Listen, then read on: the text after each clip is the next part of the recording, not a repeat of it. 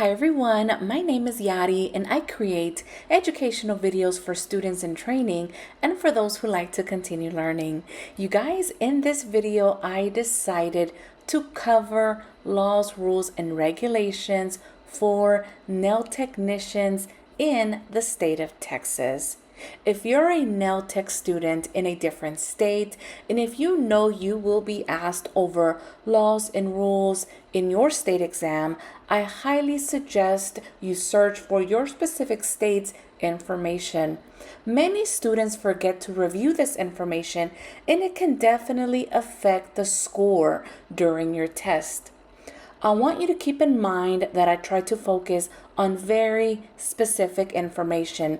That does not mean that this is the only information that you need to know. So of course, yes, I covered a lot of it, but please be sure to check out any other law and rule related videos on my channel. And if you're someone that does not have a current law and rule book, click the description box of this video and you'll find the link to order one. Now, you guys, I'm not affiliated with TDLR or PSI in any way. All the information that I'm bringing you is actually public, and I'm just someone who's trying to bring it in a simple format to make it easy for you to understand and help you with your exam studying process. Now, if you're not following me on all social media platforms, be sure to follow me as Glam and Beyond. Feel free to scan the QR code. Now, with that said, if you enjoy the video, give it a thumbs up. If you're not a nail tech but you happen to land on this video, share it with a friend. Send it over to someone who you may think could find all of this information helpful. I would also like to invite you to check out the Nail Technicians playlist on my channel for more videos. Now, with that said, let's get started. Number 1, before performing any service, practitioners must answer, wash hands with soap and water or use hand sanitizer.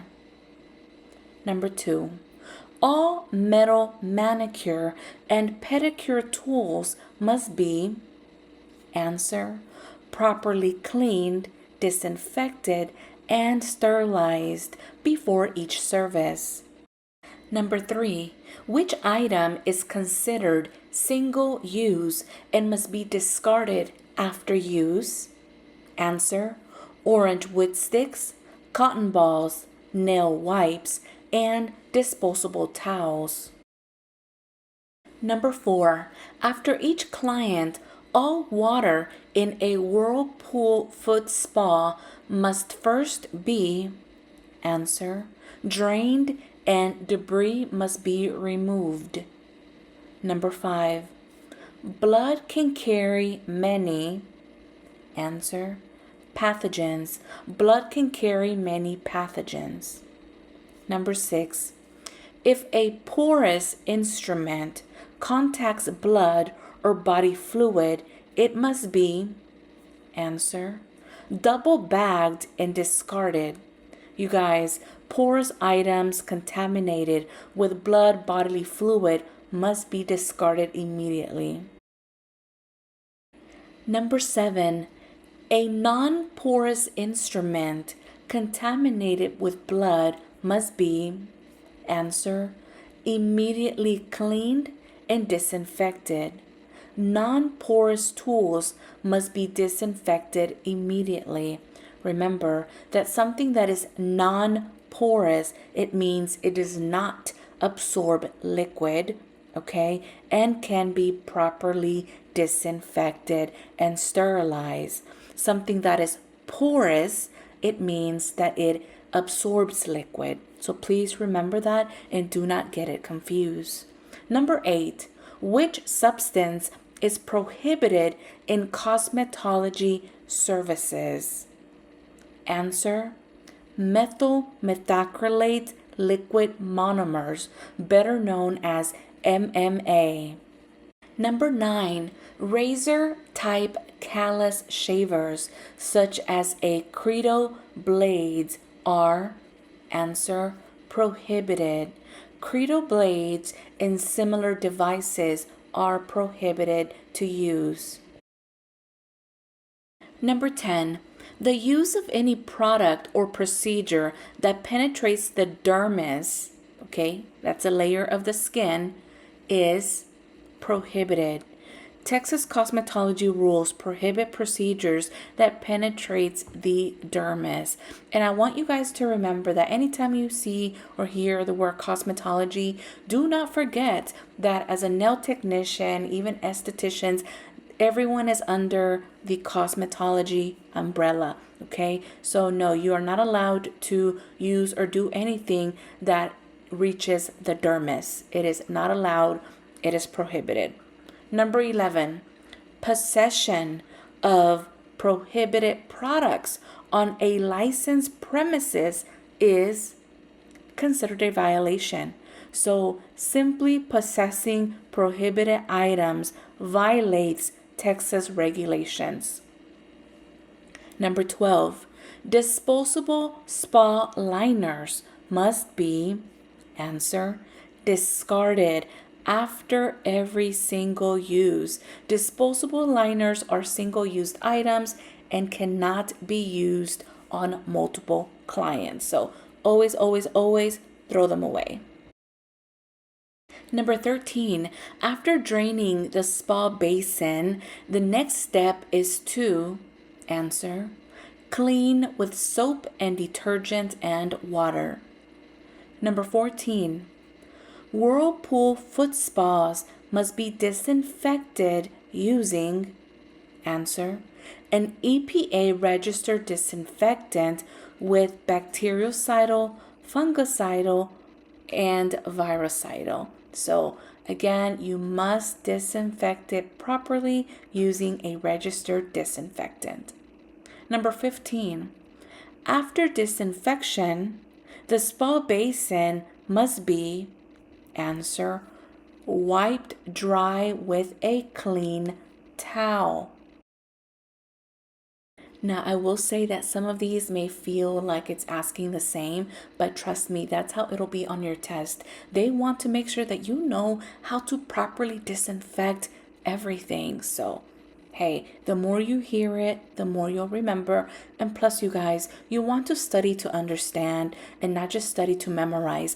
All of this information that I'm reading, you can find it in the law and rule book. I know sometimes it's a hassle going through those pages or even trying to find the information. So that's why I'm bringing this to you to make it much more simple. But at the end of the day, you have to know this.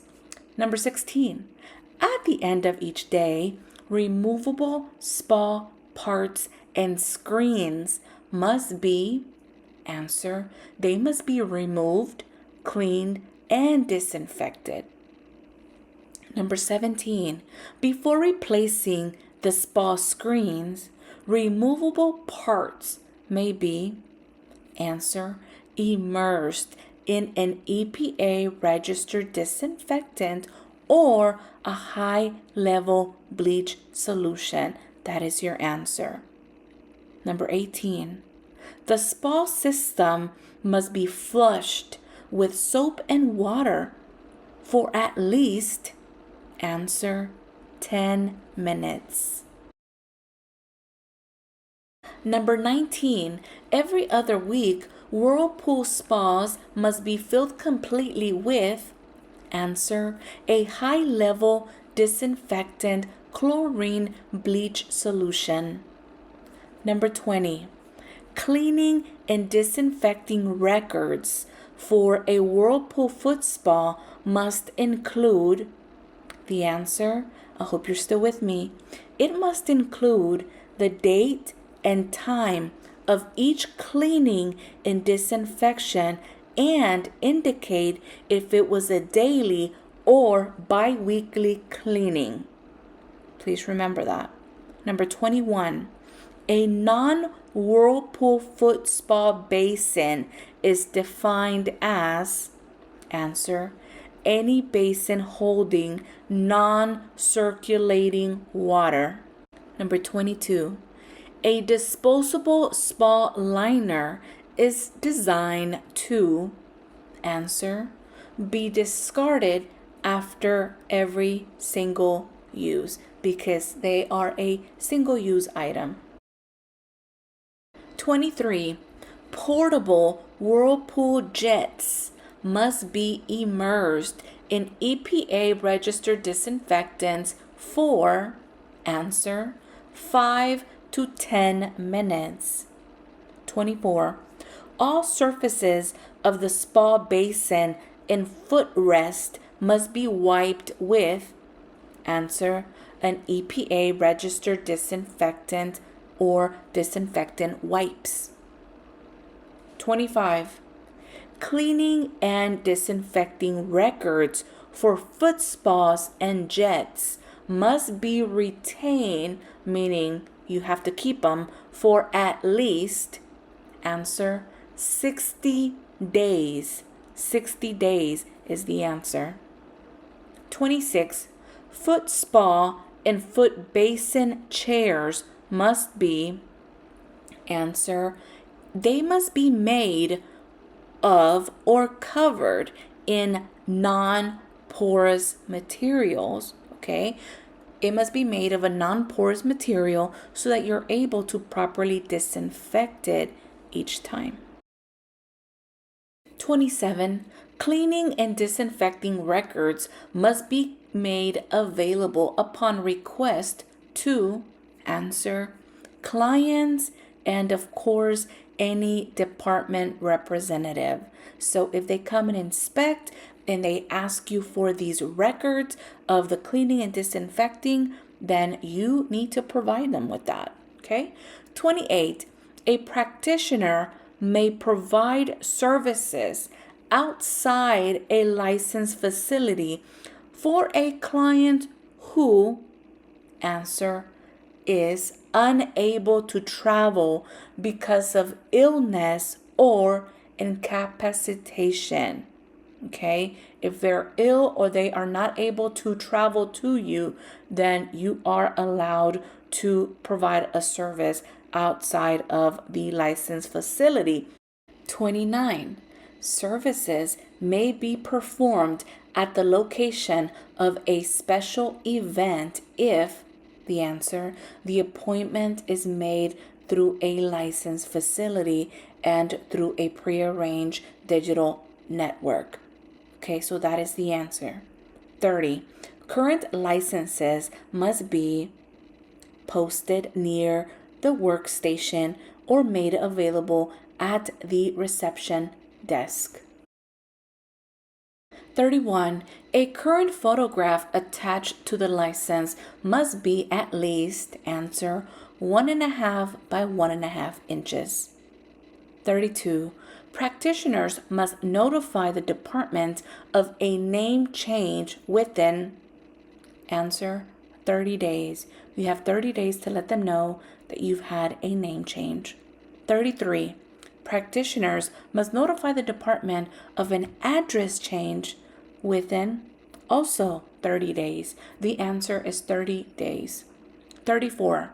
Practitioners must wear clean outer garments and footwear at all times. 35. To renew a practitioner license, so to renew your license, a licensee, remember you are the licensee, must complete at least, answer, 4 hours of continuing education. 36. Continuing education must include at least, please remember this, okay? Remember this.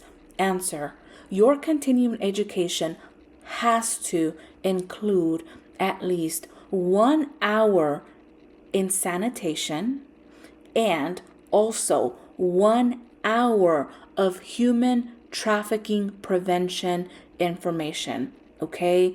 That means it could include information over recognition of potential victims, methods of assisting victims, etc.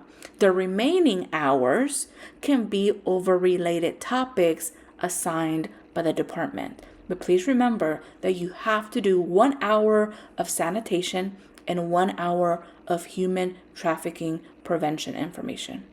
Number 37, licensees, meaning you, must retain certificates of course completion for. Now, if you didn't know, when you renew your license, okay, you do your continuing education hours. Once you are done with that, you are able to print off a certificate of completion. So the department wants you to keep record of that certificate for answer 2 years, which makes sense because you renew your license every 2 years. 38. Establishments providing manicure services must provide the following for each practitioner providing services. Meaning, if you're working for someone, they must provide you with the following.